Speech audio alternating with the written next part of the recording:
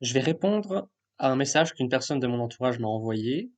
Ce message fait suite à une conversation que cette personne a eue avec des témoins de Jéhovah, conversation tournant autour des versets bibliques touchant à la Trinité et à la divinité de Jésus-Christ. Je vais paraphraser, objection par objection, ce que cette personne a entendu de la part des témoins de Jéhovah et montrer en quoi ces objections sont contraires à l'enseignement biblique. La première objection, elle se rapporte à l'hymne d'abaissement à Jésus qu'on trouve dans Philippiens 2, notamment le verset 6 qui nous dit « Lui qui est de condition divine, en parlant de Jésus, n'a pas regardé comme un butin à préserver d'être égal à Dieu. » Selon les témoins de Jéhovah, butin à préserver ici, ce serait une mauvaise traduction. Le verbe utilisé en grec pour ça, c'est harpazo, et pour les témoins de Jéhovah, ça signifierait davantage le fait de voler quelque chose qui n'est pas à nous, plutôt que de vouloir garder quelque chose qui est à nous. Selon les témoins de Jéhovah, donc, ce verset ne signifierait pas que Jésus a eu l'humilité de renoncer à son égalité avec Dieu, mais l'humilité de ne pas prétendre lui voler. Et ce qui est déstabilisant avec les témoins de Jéhovah, c'est que ils vont bien souvent pas dire des mensonges entiers, mais des demi-vérités qui amèneront à des conclusions fausses. Et il est vrai que le verbe harpazo en lui-même n'a pas forcément le sens de préserver quelque chose que l'on a. Mais la réalité, dans Philippiens 2:6, c'est que le verbe harpazo, il n'est pas isolé dans le reste de la phrase, mais il est construit avec le verbe qui le précède, euh, et ça forme une expression idiomatique qui, elle, fait bien référence au fait de préserver quelque chose que l'on a déjà. La question, elle est plus de savoir alors si la personne possède ou ne possède pas la chose, mais s'il l'exploite ou s'il ne l'exploite pas. Elle est là la question. Si on n'a pas les compétences en grec pour vérifier cela, je vais mettre en description les liens d'une étude plus aboutie. La deuxième objection, elle est toujours par rapport à Philippiens 2, mais elle se rapporte au contexte du passage. Selon les témoins de Jéhovah, puisque Paul parle ici du fait que Jésus s'humilie et se dépouille, alors manifestement ça peut pas aller avec le fait de se considérer égal à Dieu. Mais cet argument, c'est se tirer une balle dans le pied. C'est la pire erreur à faire pour un témoin de Jéhovah, parce que justement, ça se retourne complètement contre eux. De quoi Paul parle dans Philippiens 2? De faire comme Christ, c'est-à-dire de s'humilier, de s'abaisser par rapport aux autres.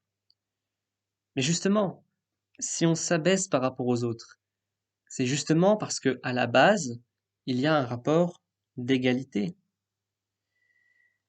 Si ce passage m'invite à voir mon frère comme supérieur à moi, c'est justement parce que je suis son égal. Si je suis déjà inférieur à lui, ça n'a pas de sens de renoncer à ma position par humilité. Le renoncement n'aura pas de sens. Je suis déjà en dessous. Par contre, si nous sommes dans un rapport d'égal à égal, à la base, alors là, oui, ça a du sens que je renonce à ma position et que je m'abaisse. Et Paul nous dit que c'est pareil par rapport à Christ et à Dieu. Il a renoncé à une position d'égalité qu'il avait.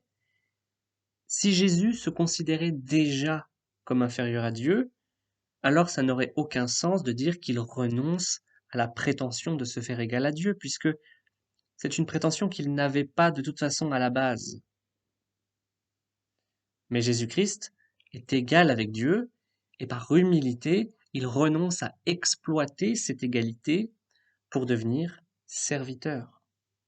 Et comme lui, nous, chrétiens, chrétiennes, nous sommes égaux les uns face aux autres, mais par humilité, nous renonçons à exploiter cette égalité et nous regardons les autres comme supérieurs. Contrairement à ce que prétend ici les témoins de Jéhovah, Paul ne parle pas du principe d'obéir à quelqu'un de supérieur, mais de renoncer à soi face à quelqu'un d'égal. Il est là l'enseignement de ce passage.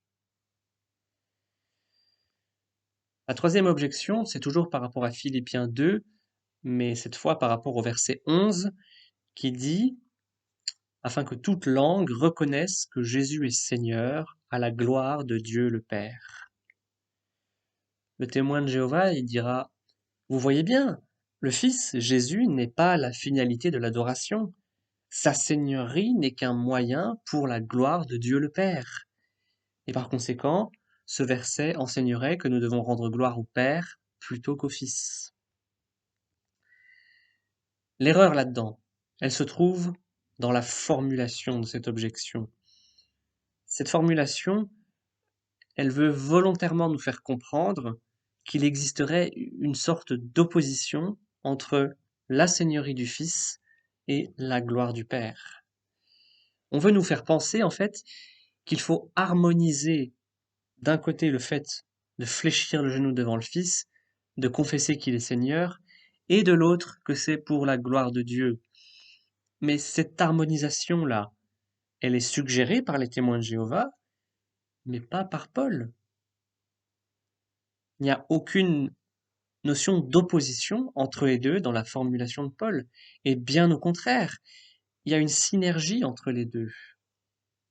C'est pourquoi Dieu l'a souverainement élevé et lui a donné le nom qui est au-dessus de tout nom, afin qu'au nom de Jésus, toute créature fléchisse le genou et que toute langue reconnaisse que Jésus est Seigneur à la gloire de Dieu le Père. Où est l'opposition là-dedans? Le Fils est glorifié par sa seigneurie et cela participe à glorifier le Père. D'ailleurs, le témoin de Jéhovah, il va le prétendre par rapport à ça que puisque le Fils est nommé Seigneur tandis que le Père est nommé Dieu, alors ça implique qu'il y a une différence fondamentale de rang entre les deux. Mais encore une fois, on veut créer une opposition là où il n'y en a pas en fait. Il y a des textes où le terme Dieu est appliqué au Fils, il y a des textes où le terme Seigneur est appliqué au Père. Parfois même, le mot Seigneur, on ne sait pas trop si ça fait référence au Père ou au Fils, à tel point que les témoins de Jéhovah ont jugé bon de remplacer Seigneur dans le texte original par Jéhovah, là où c'était un peu trop ambivalent. Euh,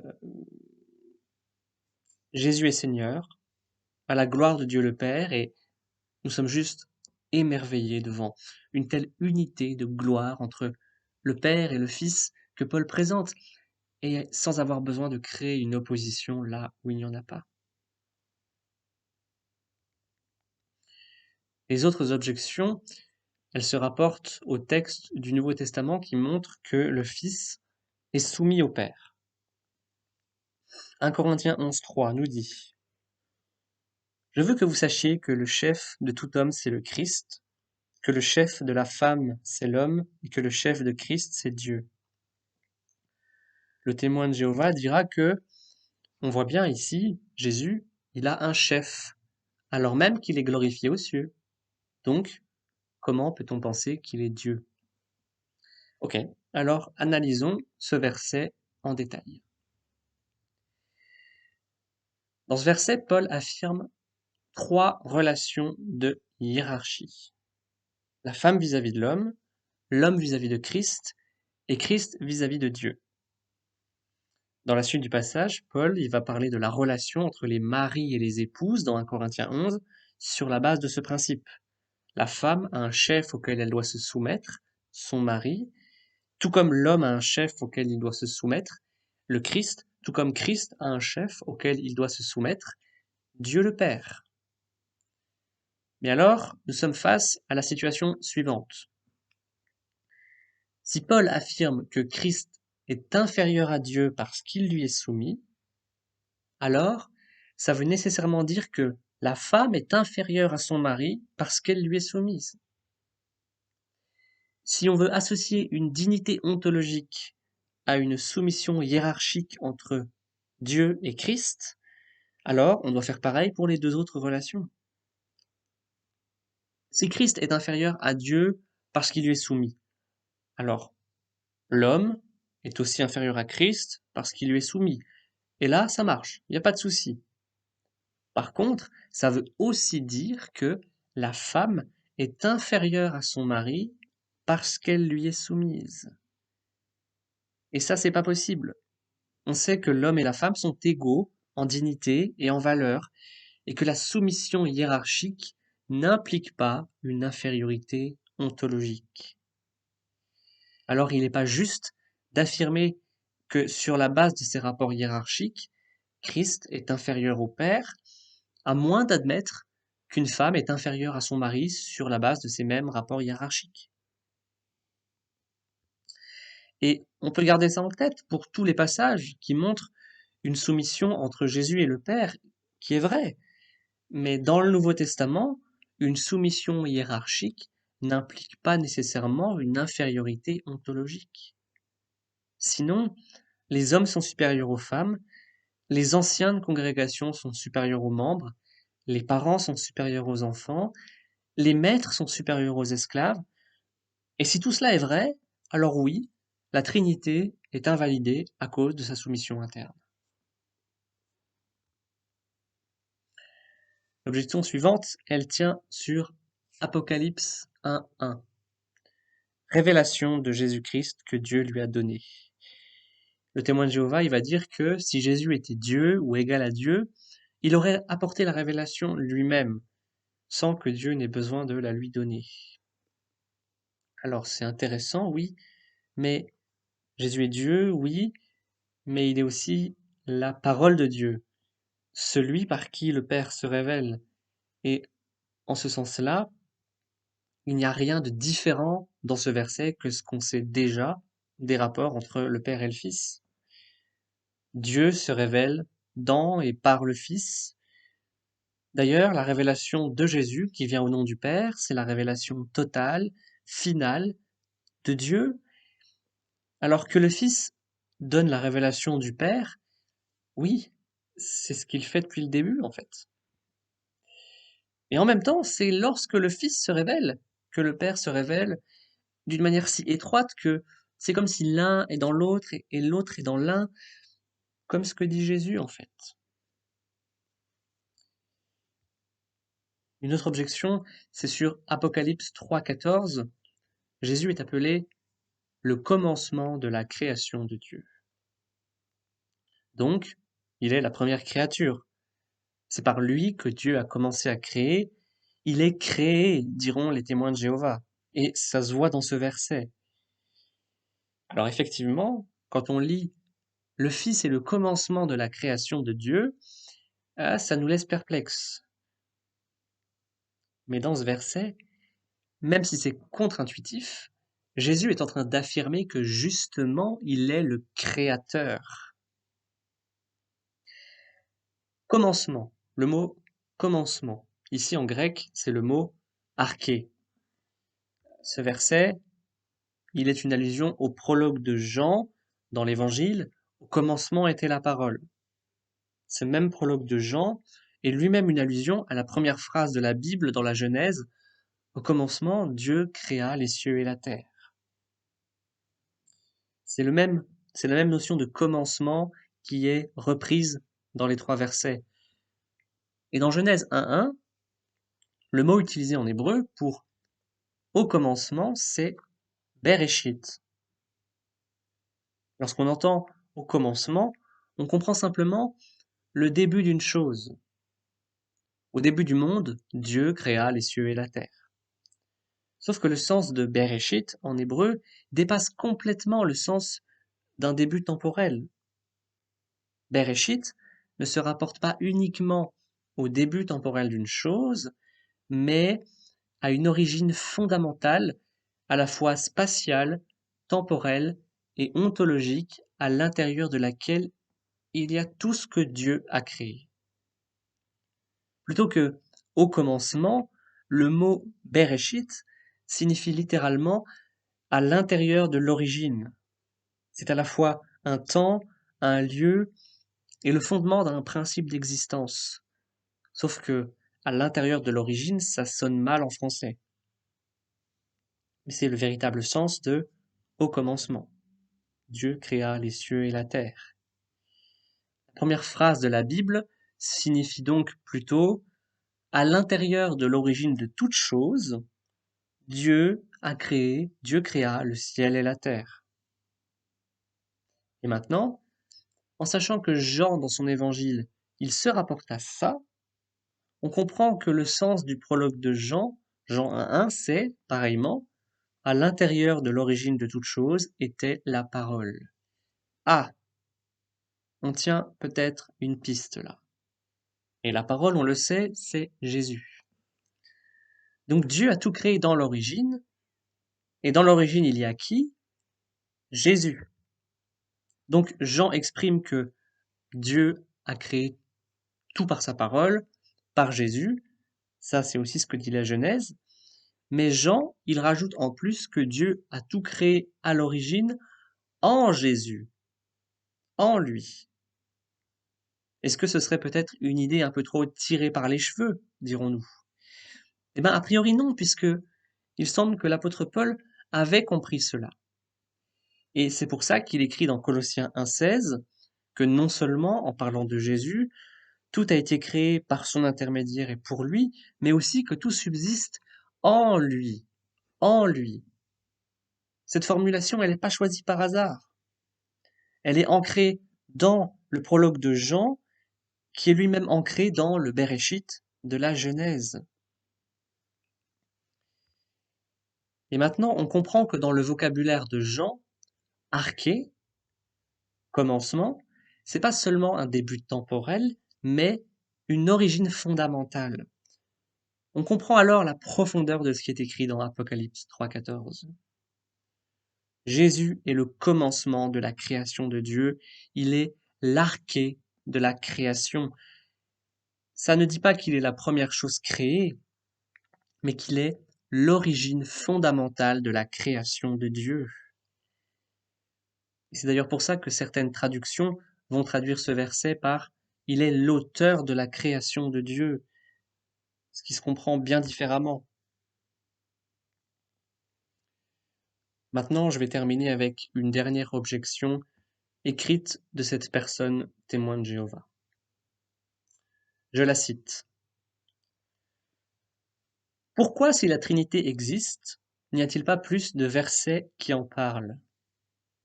Si c'est vital pour notre salut, pourquoi les choses ne sont pas exprimées clairement? Par exemple, Acte 4.12, il n'y a pas de salut en aucun autre, car il n'y a sous le ciel aucun autre nom qui ait été donné aux hommes par lequel nous devions être sauvés. Là, on voit clairement que si on ne croit pas en Jésus ni en son sacrifice, il n'y a pas de salut. Alors pourquoi n'y a-t-il pas de verset aussi clair pour que nous puissions exercer la foi en la Trinité? » Fin de citation. Pourquoi Jésus s'exprimait-il en parabole plutôt que clairement, si sa volonté était que les gens croient en lui et accueillent le royaume de Dieu? Afin qu'ils écoutent mais n'entendent point, qu'ils regardent mais ne comprennent point. La Trinité, tout comme les autres doctrines essentielles au salut, elles sont clairement mises en évidence dans l'Écriture. Mais pour être comprises et crues par la foi, elles doivent être éclairées du Saint-Esprit. Jésus a annoncé clairement le royaume de Dieu. Mais par ses paraboles, il a illustré le fait qu'il faut une intervention du Saint-Esprit pour pouvoir la recevoir dans notre cœur. La Trinité, la divinité du Père, du Fils, du Saint-Esprit, elle est évidente dans l'Écriture, pour celui qui la lit avec discernement. Vous dites que, contrairement à la Trinité, la foi dans le sacrifice de Jésus est claire dans la Bible. Mais connaissez-vous le nombre de catholiques, de protestants qui lisent la Bible toute leur vie en ayant une sainte horreur de cette idée du besoin du sacrifice de Jésus pour être sauvés? Connaissez-vous le nombre de païens qui lisent le Nouveau Testament et qui n'y voient rien de plus qu'un livre de développement personnel? Connaissez-vous le nombre de juifs qui lisent et approfondissent l'Ancien Testament toute la vie pour en arriver à la conclusion que Jésus ne peut surtout pas être le Messie? Et pourtant, Il est clair que Jésus est le Messie dans l'Ancien et dans le Nouveau Testament. Tout est clair et évident avec l'éclairage de l'Esprit. Je ne peux pas tout énumérer, mais j'ai donné quelques exemples dans cette vidéo. Je le répète, la tour de garde, ce n'est pas des mensonges évidents, c'est des moitiés de vérité qui entraînent des hérésies. Témoins de Jéhovah, vous êtes conditionnés à lire votre Bible en ayant en tête le présupposé que l'expiation est vraie, tandis que la Trinité est fausse, parce que c'est ce qu'enseigne la tour de garde. Mais l'Écriture est claire. Si vous ne croyez pas que moi, je suis Jéhovah, dit Jésus, vous mourrez dans vos péchés. Jean 8. Celui qui n'a pas le Saint-Esprit ne peut pas être agréable à Dieu. Romains 8. Et tellement d'autres. Et pourtant, la tour de garde enseigne que seules 144 000 personnes ont pleinement le Saint-Esprit. Mais ce n'est ni le pape, ni un pasteur, ni la tour de garde qui a autorité pour comprendre la Bible, mais c'est le Saint-Esprit.